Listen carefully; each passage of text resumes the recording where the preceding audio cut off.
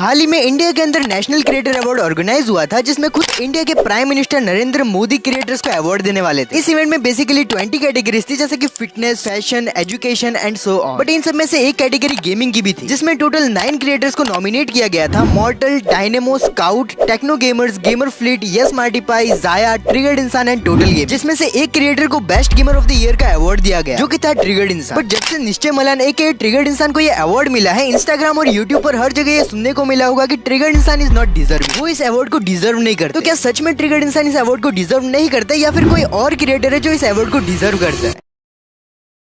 तो most of the comment section में लोगों का ये कहना है कि निश्चय इस अवार्ड को डिजर्व नहीं करता और निश्चय की जगह बीस्ट बॉय शुभ इस अवार्ड को डिजर्व करता है। इस टॉपिक से पहले हम बात कर लेते हैं निश्चय मल्हान के बारे में, जिन्होंने आज के समय में अपनी जगह मेन स्ट्रीम यूट्यूबर में बना ली है। He is a roaster as well as entertainer और साथ में वो एक गेमर भी है। लाइव इंसान करके उनका चैनल है, जिसपे वे गेमिंग रिलेटेड कंटेंट अपलोड किया करते हैं। उस पर ऑलमोस्ट 12 मिलियन सब्सक्राइबर्स कंप्लीट होने वाले हैं एंड उनके मेन चैनल पर ऑलमोस्ट 22 मिलियन सब्सक्राइबर्स एंड वो आज के डेट में काफी ज्यादा पॉपुलर भी है। बट क्वेश्चन यहाँ पर ये आता है कि इतनी ज्यादा पॉपुलैरिटी एंड सब्सक्राइबर्स होने के बावजूद भी लोग ये क्यों कह रहे हैं कि ट्रिगर्ड इंसान इज नॉट डिजर्विंग? तो ऐसा बिल्कुल नहीं, क्योंकि इस अवार्ड के लिए टोटल 9 क्रिएटर्स को नॉमिनेट किया गया। Mortal, Scout, Dynamo, Techno Gamers, Total Gaming, जाया, Triggered Insaan, Gamer Fleet and Yes Smartypie, जिनमें से मोस्ट ऑफ द क्रिएटर्स ने अपना पूरा चैनल सिर्फ एक सिंगल गेम के अराउंड बिल्ड किया। या तो वो गेम पबजी होगा, या तो फिर फ्री फायर, अदरवाइज माइनक्राफ्ट। और ये बात मैंने मेरी पिछली वीडियो के अंदर भी बोली थी that they are not even gamers, they are just player of that particular game. अगर वो अपना चैनल सिर्फ एक सिंगल गेम के अराउंड ही बिल्ड कर रहे हैं तो। और मुझे तो ये समझ नहीं आया कि उन्होंने ई स्पोर्ट प्लेयर को नॉमिनेट ही क्यों किया। मैं यहाँ पर कोई हेट देने की कोशिश नहीं कर रहा हूँ, बट ई स्पोर्ट प्लेयर को हम इसमें कंसीडर नहीं कर सकते, because they are not even genuine gamer. इसलिए हम कभी भी ई स्पोर्ट के पीछे प्लेयर लगाते हैं, ना कि गेमर। 2-3 गिने चुने क्रिएटर्स ही थे जिनको हम एज अ गेमर कंसीडर कर सकते थे, जिनमें से एक था ट्रिगर्ड इंसान। बिकॉज निश्चय ने बहुत टाइम पहले ही Minecraft, free fire and PUBG जैसे गेम खेलना छोड़कर दूसरे गेम्स में अपनी क्रिएटिविटी दिखाने की कोशिश की है। उन्होंने अपने चैनल पर Resident Evil, Madison, Spiderman, Hitman और भी डिफरेंट टाइप के गेम्स खेली एंड अभी के टाइम पे वो अपने चैनल पर हॉरर गेम्स पर ज्यादा फोकस कर रहे हैं। तो अगर कंपेयर करें दूसरे नॉमिनी से तो यस, ट्रिगर्ड इंसान इज डिजर्विंग। बट यार एक और क्रिएटर है जिसको नॉमिनेट तो नहीं किया गया, बट फिर भी लोगों का ये कहना है कि वो इस अवार्ड को डिजर्व करता था, beast boy Shubh. But the main problem is उसे नॉमिनेट ही नहीं किया गया, बिकॉज इंडिया की गवर्नमेंट को ये नहीं पता कि रियल गेमर किसे कहते हैं। एक तरह से देखे तो ये गेमिंग अवार्ड की जगह पॉपुलैरिटी अवार्ड बन चुका है। उन्होंने उन क्रिएटर्स को नॉमिनेट किया जिन्होंने अपने गेमिंग करियर में कुछ गिने चुने गेम्स के अलावा और कुछ नहीं खेला। बट एक तरफ बीस्ट बॉय शुभ, जिसने इस गेमिंग कम्युनिटी को आगे बढ़ाने में इतने एफर्ट्स दिए एंड उन एफर्ट्स को हम कभी भूल नहीं सकते। इवन वो कई गेमर्स के लिए इंस्पिरेशन तक है। ट्रिगर्ड इंसान एंड यस मार्टिपाई, इन क्रिएटर्स ने खुद कहा है कि वो बीस्ट बॉय शुभ को अपना इंस्पिरेशन मानते हैं, बिकॉज बीस्ट बॉय शुभ ने व्यूज की परवाह किए बिना वो हर टाइप का गेम खेला जो उन्हें अच्छा लगता था, और यही एक रियल गेमर की पहचान है। अगर तुम आज भी उनकी प्लेलिस्ट को जाके वॉच करोगे तो तुम्हें ऐसी ऐसी गेम्स देखने को मिलेगी जिन गेम्स का नाम बाकी गेमर्स ने सुना तक नहीं होगा। बट आखिर बीस्ट बॉय शुभ को नॉमिनेट क्यों नहीं किया गया? इसका सिंपल सा रीजन है इंडस्ट्री कनेक्शन। बीस्ट बॉय शुभ का gaming industry and gaming event से इतना कुछ खास कनेक्शन नहीं। वो सिर्फ अपने चैनल पर गेम्स खेलते हैं, दैट्स इट। एंड वो गेमिंग इवेंट्स भी बहुत कम अटेंड करते हैं। अगर हम बाकी गेमर्स को देखें तो वो हमेशा अलग अलग एंड डिफरेंट गेमिंग फंक्शन को अटेंड करते रहते, बिकॉज उनका एजेंसी के साथ बहुत ही अच्छा कनेक्शन होता है। इवन दो जो क्रिएटर गेमर नहीं होता वो भी किसी गेमिंग शो का जज बन जाता है। ये सब होता है just because of industry connection. But beast boy Shubh events and अपनी ब्रांडिंग पर इतना ध्यान नहीं देते। वो सिर्फ यूट्यूब पर वीडियोस अपलोड करते हैं एंड दैट्स इट। और अभी तो उनका इंस्टाग्राम पेज भी डिलीट हो चुका है एंड इंस्टाग्राम पर पेज नहीं होना ये किसी भी यूट्यूबर के लिए बहुत बड़ा ड्रॉबैक है, बिकॉज उधर से उन्हें अपनी न्यू ऑडियंस मिलती है एंड ब्रांड वैल्यू भी मेंटेन रहती है। उन्हें नॉमिनेट नहीं करने का एक और रीजन है, जो कि है कोलैबोरेशन। माना कि कोलैबोरेशन नहीं करना बीस्ट बॉय शुभ की चॉइस है, वो 10 मिलियन सब्सक्राइबर्स होने के बाद ही कोलैबोरेट करें। बट अगर वो अपने लेवल के क्रिएटर्स के साथ कोलैबोरेट नहीं करेंगे तो ये उनके लिए बहुत ज्यादा हार्मफुल रहेगा, बिकॉज अगर हम बाकी क्रिएटर्स को देखें तो वो बहुत से पॉपुलर यूट्यूबर के साथ कोलैबोरेट करते रहते हैं, जिससे कि उनके ऑडियंस आपस में इंट्रोड्यूस हो जाती है। अगर बीस्ट बॉय शुभ कोलैबोरेट नहीं करेंगे तो लोगों को पता कैसे चलेगा कि ये बंदा एग्जिस्ट भी करता है। एंड यूट्यूब पर अपना नेटवर्क बढ़ाने के लिए कोलैबोरेशन बहुत इंपॉर्टेंट रोल प्ले करता है। इसकी वजह से उनकी वीडियोस नई ऑडियंस तक पहुंच ही नहीं पाती। इमेजिन करने पे ऐसा लगता है जैसे बीस्ट बॉय शुभ एक तरफ और बाकी के सारे गेमर्स एक तरफ। चलो ठीक है, बीस्ट बॉय शुभ को ये अवार्ड नहीं मिला, बट इसको अगर हम पॉजिटिवली देखें तो इंडिया के अंदर गेमिंग को रिकॉग्नाइजेशन मिलना स्टार्ट हुआ, यही बहुत बड़ी बात। एंड फ्यूचर में ऐसे और भी कई सारे क्रिएटर अवार्ड ऑर्गेनाइज हो गए एंड जो डिजर्विंग पर्सन होगा उसे अवार्ड मिलकर रहेगा। मिलता हूँ ऐसे ही नेक्स्ट वीडियो में, तब तक के लिए स्क्रीन पर एक वीडियो शो हो रहा होगा, तुम जाकर उसे देख सकते हो। मैं तुमसे वहीं पर मिलूंगा। Thanks for watching.